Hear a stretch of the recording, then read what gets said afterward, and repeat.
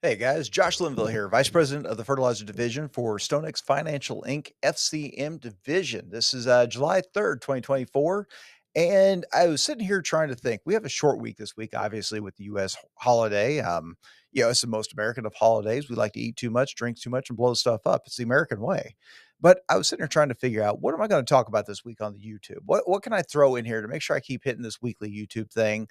But actually get something to the marketplace that might be worthwhile. And I started thinking about a lot of the issues that are going on with nitrogen around the world. A lot of folks talking about, well, why aren't prices lower? What's going on? There's nothing happening around the world. And I thought, you know what?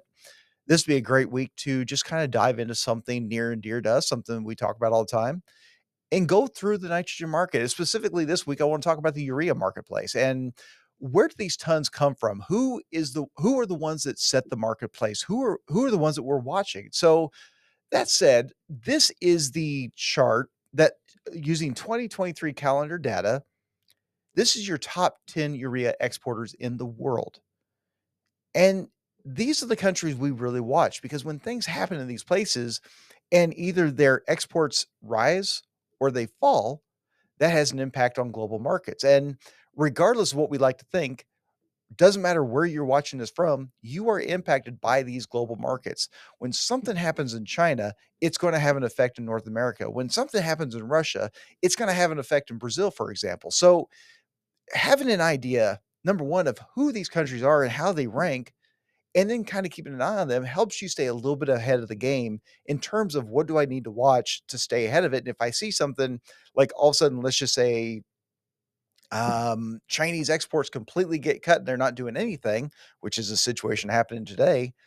I probably need to stay a little bit ahead of this and be watching it because the pricing, it's going to have propensity to go up. So let's go through each one of these. And number one on that list is Russia. And Russia has been a very, very interesting country here over the last several years. Of course, their invasion of Ukraine was met with an outcry from the rest of the world, shocked that they would do that. And when we saw prices skyrocket in early 2022 around the world, a large part of that was due to the fear that we were going to lose Russian exports. Now, that urea was included, but it was across all of them. They're a major exporter of phosphate, potash, and nitrogen. So the fear was we're going to completely lose Russia, number one exporter of urea in the world. Of course, prices are going to go up. Actually, what we figured out after the fact is not only did those not get blocked, they started to send it to around the world. Nobody truly blocked it, with the exception of a couple countries. Their exports of urea have actually grown. When we looked at their numbers from 22 to 23, they've actually exported almost 25% more. They have become a bigger player. They haven't been removed. So one of the things helping to keep a lid on price ideas around the world is Russia. Numbers 2, 3, 5, and 6, Qatar, Iran, Saudi Arabia, Oman, basically the Middle East. When you look at this region, huge gas reserves. And of course, that's a natural place to have nitrogen production because the only other option for this natural gas was kind of flared off. It was a byproduct. So their cost of inputs is next to nothing. And there's production rates have been relatively steady. Now, there's always some question with Iran, given some of the situations going on there with sanctions and things like that going on. But for the most part, this has been a relatively stable urea, not from a political situation, not from a regional conflict type situation, but from a urea production point of view, has been fairly stable. But there's a lot of caution here. So this map that we're looking at, of course, you look at that waterway, that's the Persian Gulf and Gulf of Oman. And hopefully you guys can see this cursor here. Everything in this area has been fairly stable, no problems. But remember back when Iran and Israel were starting to get into a little bit of a tiff, there were some attacks back and forth, right? Our biggest fear from a urea perspective was this waterway. And you remember back in the 90s during the Gulf War, there was a lot of talk of Iraq can start attacking these vessels in the Persian Gulf and oil shipments are going to stop. And it was a very, very real deal that the market had to keep a very close eye on. Well, Iraq has this very little piece of land that connects to the Persian Gulf. But look at Iran. If we were to suddenly get into a conflict where Iran says, you know what, that's enough. We're going to start attacking every single boat that transits this area, especially this narrow waterway right here. Well, guys, there's a tremendous amount of fertilizer that flows through this waterway. If we start to see these tensions rally or ratchet up again, we need to be very, very cautious on nitrogen. So that's why we spend so much time talking about it. It's a relatively stable production and export location, but we're always teetering at edge. Now, numbers 4 and number 8, Egypt and Algeria, North Africa. Again, relatively steady production. There's relatively low political tension. There's not a whole lot that we need to worry about from that standpoint. And it's a great location to target Europe, even some of the Western buyers. However, Egypt's been having a few problems here lately. Production has been coming and going as their gas supplies have been suffering. And a lot of this is due to the fact that domestic demand has jumped up. It's gotten hot, and the government sits there and says, okay, demand is skyrocketed. We don't know if we have enough supply. We're going to make sure our people are taken care of. So, industrial side, slow down, shut down. And that's exactly what's happened. Now, that has been going on and off right here for a couple weeks. Fortunately, it sounds like everybody is coming back online. We should be getting back to normal, but it does highlight some of the things that we can see happening. But this is a great map. Actually, Mike Castle in here, he put together this map after he and I had kind of chatted about stuff a while ago. But these countries on the west or on the left hand side, Algeria, Libya, and Egypt, obviously, this is North Africa. And then all these countries over here to the east of the Middle East. This is a very small piece of the world. But the thing I want to highlight is that from a global urea export perspective, this tiny piece of map represents 1 out of almost every 2 tons of urea that get exported around the world.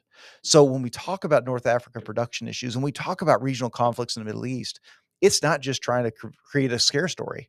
This is a very, very real deal that could very quickly impact urea prices around the world. If we thought 2022 was bad, you start to cut out this piece of the world, it'd make it laughable what happened in 22. So this is why we spend so much time talking about these markets. Now going to number 5, number 10, China and Malaysia. Asia region is a very large producer and exporter of urea. These tons mostly focus on the east, the Asian region, Australia, these types of places, and typically have been very, very reliable. But the problem is Chinese exports have become less reliable. When global prices were skyrocketing back in 2022, the Chinese government stepped in and they said, you know what, we're going to keep tons in place and we're going to keep them at home and we're going to keep prices down. So they blocked exports. That worked well for Chinese farmers, but it further tightened global supplies. And fortunately, when all the prices started to come off and inventories looked like they were more reliable, the government started to loosen those restrictions until recently. Unfortunately, here for the 2024 calendar year, we have seen Chinese exports of urea almost non existent, and that continues to today. China historically would export about 5.5 million tons per year. By themselves, are about 10% of the global export marketplace of urea. And right now, that number is almost zero. So think about how much tighter inventories are. And you know how it works.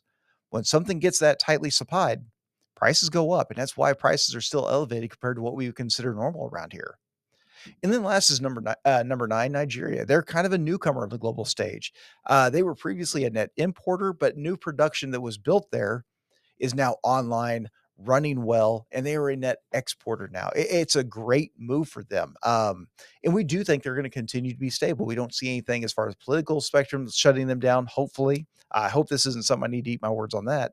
And the fact that it's a new plant that's now operational and showing that it can run really, really well means it should be very reliable. It's not old. It's not worn down. It doesn't need a lot of repairs short term. So hopefully Nigeria becomes a much bigger, steadier play on the global stage. So, one of the things I did want to talk about is that I went through all these countries that are net exporters, but urea is still a global product outside of it. And one of the places I didn't talk about that's become a major, major player is Europe. So, of course, if you remember back, they used to be very, very reliant on Russian natural gas going through the Nord Stream pipeline. And of course, a tit for tat, and then the Ukrainian invasion eventually shut that off. Well, European natural gas prices absolutely skyrocketed. It used to be, $4 or $5 an MMBTU. It went to $103. You can't produce nitrogen fertilizer and make money at those types of values. And so their production shut off and they become this huge importer of product. Well, since then, Dutch TTF, the natural gas price that we watch, has fallen significantly and it continues to trade around $10 an MMBTU. We've seen their production rates get back to about 75% of normal. but it's still not 100%. And they're still having to buy stuff from around the world to backfill that loss of supply. And what we have found is that when you look at this, in this graph, what this shows, the red line is New Orleans, Louisiana urea, something quite a ways away, right? The blue line is Henry Hub, that North America natural gas price, and the green line is Dutch TTF. And the reason we made this graph was to highlight how important Europe is on the global stage. If you were to overlay this with any other price around the world, if you overlay it with Brazil or Middle East or Russian or anywhere else, it's going to have the same type of look to it. So all of these exporting countries that we've talked about, and a lot of the market is actually being set by European production cost. So when we talk about these markets, we have to think about it from a global perspective. We have to think about who's the one limiting supplies, who is not limiting supplies. And let's look forward. This is a graph showing what global nitrogen demand has been and production capability. So right now we've got a little extra production capabilities out there in the world. We've got a little extra sitting around. But start looking at that light blue line, which is excess capacity. Those are not very big numbers. It does start to get a little more comfortable in 27, but there are no guarantees those plants would become operational. And so you start to look at this. Let's look at 2025, which is forecasted, of course, but production is going to be about 160 million. Demand will be 160 million. Production will be around 165. That's 5 million extra tons sitting around the world. We've got more than enough. We're okay. I just talked about China. They're typically 5.5 million tons export through a calendar year. They've exported very, very little. China alone can sop up this entire light blue line. And that doesn't even take into account European production problems, North Africa production problems, any sort of a situation in the Middle East. So don't look at these light blue lines and think, oh, we've got more than enough. We're going to be perfectly comfortable. Guys, we don't have a lot of excess in the world. We do not have like we had back in 2017 or like we had here in 2022. We're always on the edge. We're always right there. Fortunately, the markets always find a way, but don't sleep on these markets. So, the biggest thing I wanted to show all this information to you, the reason why is because sometimes these issues that happen halfway around the world, they have an effect on you there at home. You need to be very, very aware of what's going on at home and the supplies and logistics and things like that. But always keep your eyes on the horizon, guys, because those things that happen over there, nothing could change at home, but all of a sudden everything can change at home.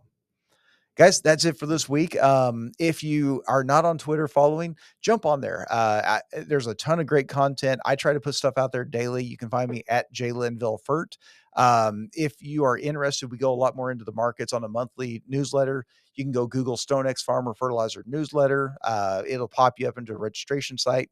And that's it. If you guys have got any questions, please reach out, but we'll talk to you next week.